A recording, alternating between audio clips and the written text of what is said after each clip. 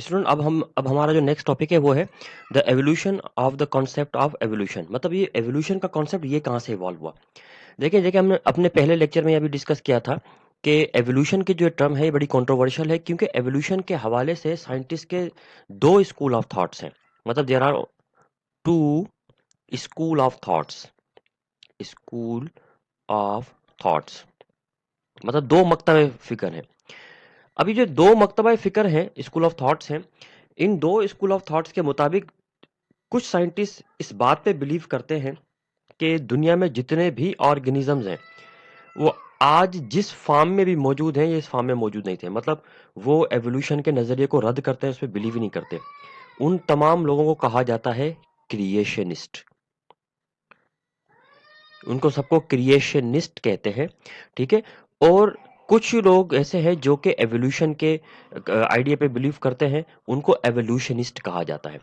तो दो school of thoughts हैं एवोल्यूशनिस्ट, एक क्रिएशनिस्ट का, एक एवोल्यूशनिस्ट का।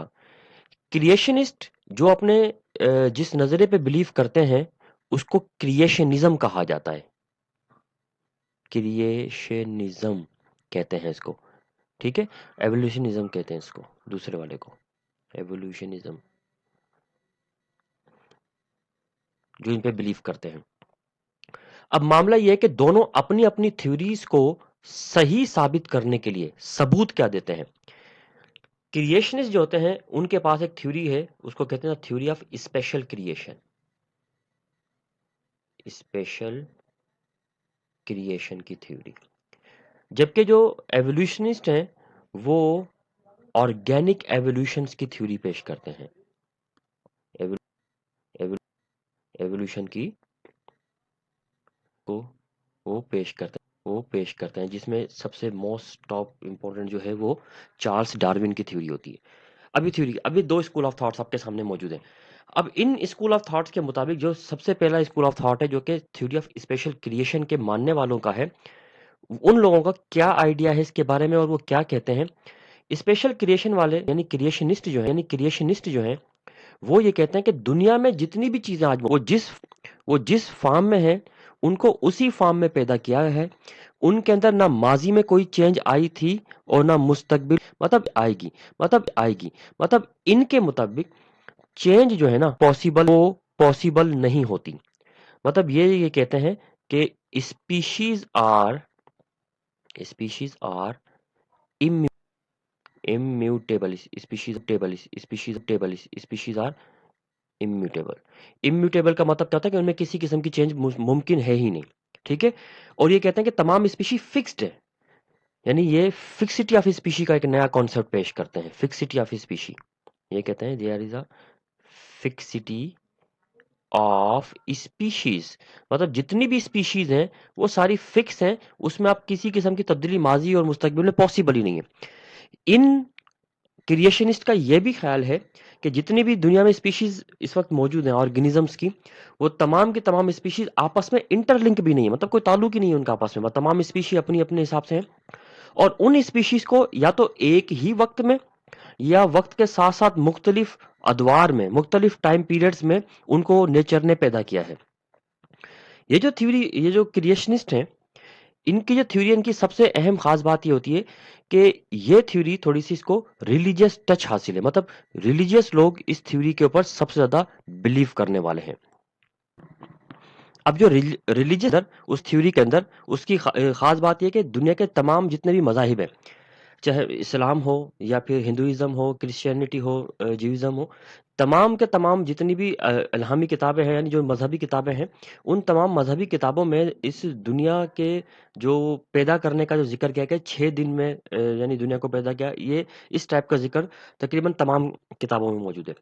यही वजह है कि जब एवोल्यूशन का कॉन्सेप्ट आया तो एवोल्यूशन के कॉन्सेप्ट के मानने वालों को सबसे ज्यादा जो रेजिस्टेंस का सामना करना पड़ा वो इसी रिलीजियस तबके का करना पड़ा।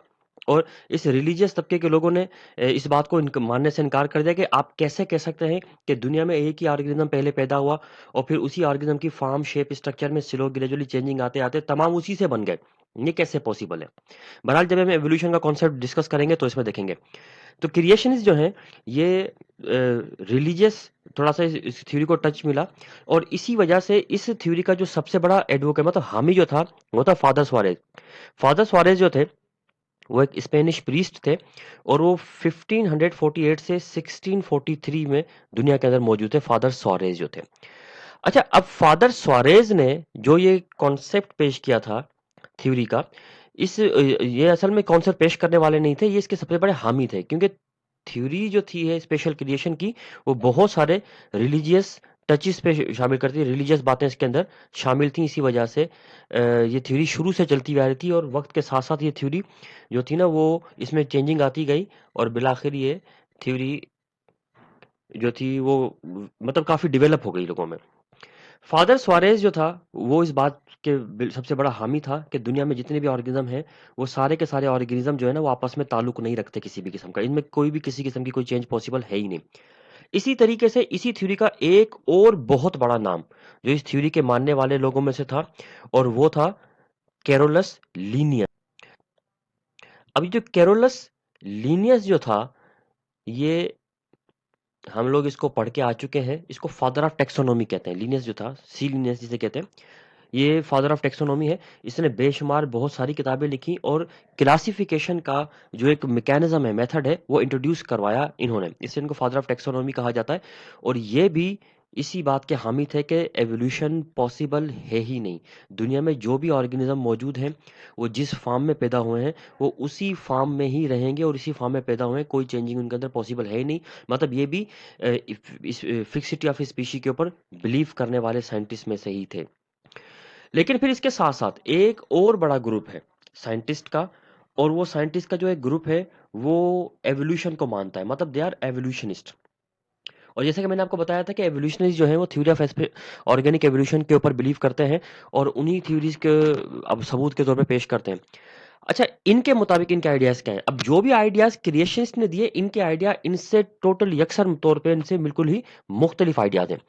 जैसे कि मिसाल के तौर पर ये क्रिएशनिस्ट क्या कहते थे कि दुनिया में जितने भी ऑर्गेनिज्म हैं वो जिस फॉर्म में जिस हाल में है इस वक्त उसी में पैदा हुए हैं, माजी में मुस्तकबिल में किसी किस्म की कोई भी चेंज इनमें नहीं आई, species are immutable, change possible है ही नहीं। जबकि जो क्रिएशनिस्ट है उनकी सबसे अहम खास बात ही, एवोल्यूशनिस्ट है उनकी सबसे अहम खास बात ही यही है कि वो ये कहते हैं कि चेंज इज पॉसिबल। ठीक है, चेंज इज पॉसिबल, चेंज हो सकती है लिविंग ऑर्गेनिज्म में, किसी किस्म की कोई चेंज आ सकती है। इनके मुताबिक जो है ना स्पीशीज जो है ना म्यूटेबल है, मतलब उनके अंदर चेंज आ सकती है, और ये फिक्सिटी ऑफ स्पीशी के कॉन्सेप्ट को डिनाई करते हैं। अब ये जो साइंटिस्ट हैं ये कहते हैं कि दुनिया में आज जो जितनी भी चीजें मौजूद हैं, जो भी ऑर्गेनिज्म मौजूद हैं, वो पहले इस फॉर्म में नहीं थे, वो पहले किसी और फॉर्म में मौजूद थे। ये पहले से मौजूद किसी और ऑर्गेनिज्म की तब्दील शुदा शक्ल हैं ये। अब ये जो एवोल्यूशनरी साइंटिस्ट हैं ये पूरी एक सीरीज पेश करते हैं एनिमल्स की या ऑर्गेनिजम्स की, कि भाई ये ऑर्गेनिज्म था वो इससे इवॉल्व हुआ, मतलब ये इसका एंसेस्टर है, वो उससे इवॉल्व हुए, वो उससे इवॉल्व हुए, इस तरह करते करते करते करते ये फाइनली एक ओरिजिन पर पहुंच जाते हैं कि पहला दुनिया का ऑर्गेनिज्म ये था, मतलब कोई प्रोकैरियोटिक टाइप का ऑर्गेनिज्म था। फिर उसके अंदर एवोल्यूशन आई, चेंजिंग आई, वो थोड़ा यूकैरियोट हुआ, यूकैरियोट से फिर वो कॉलोनियल फार्म में आया, कॉलोनियल फार्म से फिर उनके अंदर डिवीजन ऑफ लेबर स्टार्ट हुई, डिवीजन ऑफ लेबर के बाद फिर आहिस्ता आहिस्ता उनके अंदर कोऑर्डिनेशन स्टार्ट हुई, कोऑर्डिनेशन के बाद वो टिश्यू, ऑर्गन और सिस्टम और इस टाइप की लेवल की चीज़ों के अंदर डेवलप होना शुरू हो गए, जिससे एक मल्टी सेलुलर ऑर्गेनिज्म बने। जैसा कि हमने पहले लेक्चर में पढ़ा था कि ये वो साइंटिस्ट होते हैं जो कि लाइफ को सिंपल से कॉम्प्लेक्स फॉर्म में कन्वर्ट होने के हामी हैं। मतलब ऑर्गेनिज्म सबसे पहले सिंपल थे, वक्त गुजरने के साथ साथ ये जो ना जितने भी दुनिया के लिविंग ऑर्गेनिज्म है ये कॉम्प्लेक्स होते गए हैं। ये और जो ग्रुप है साइंटिस्ट का, एवोल्यूशनिस्ट का, वो फिक्सिटी ऑफ स्पीशी के कॉन्सेप्ट को टोटली डिनाई करता है, मतलब कि ऐसा है ही नहीं कि ऑर्गेनिज्म में चेंजिंग ना आए, वक्त गुजरने के साथ साथ चेंजिंग आती है। और इनके पास चेंजिंग के लिए काफी सारे एविडेंसेस मौजूद है जो कि हम इस चैप्टर के अंदर डिस्कस करने वाले हैं। एविडेंसेस कौन कौन से हैं इसके अंदर, ये साइंटिस्ट का ग्रुप ये भी कहता है कि जो भी ऑर्गेनिज्म होते हैं उनके ऊपर उनका एनवायरनमेंट इफेक्ट करता है, और उस चेंजिंग एनवायरनमेंट की वजह से लिविंग ऑर्गेनिजम्स के कैरेक्टर में चेंजिंग आती है, और कैरेक्टर में चेंजिंग की वजह से लिविंग ऑर्गेनिज्म जो होते हैं पहले के मुकाबले में मॉडिफाई हो जाते हैं, मतलब सिंपल से कॉम्प्लेक्स होना शुरू कर देते हैं। जो मॉडिफाई नहीं हो पाते वो एक्सटिंक्ट हो जाते हैं, मतलब दुनिया से खत्म हो जाते हैं, क्योंकि उनके कैरेक्टर चेंज नहीं होते और चेंज ना होने की वजह से वो एनवायरनमेंट में सर्वाइव करने के काबिल भी नहीं रहते। तो इस तरीके से अब हमारे पास 2 कॉन्सेप्ट आ जाते हैं कि दुनिया में लिविंग ऑर्गेनिज्म किस तरीके से वजूद में है, एक क्रिएशनिस्ट का और एक एवोल्यूशनिस्ट का। मैंने आपको दोनों के बारे में कंपैरिजन करके बता दिया कि दोनों के क्या-क्या स्कूल ऑफ थॉट्स हैं, क्या-क्या उनके नज़रियात हैं और वो क्या कहते हैं। अब हम ज़रा इनको डिटेल से पढ़ेंगे और देखेंगे कि इनके बेसिक कॉन्सेप्ट क्या हैं।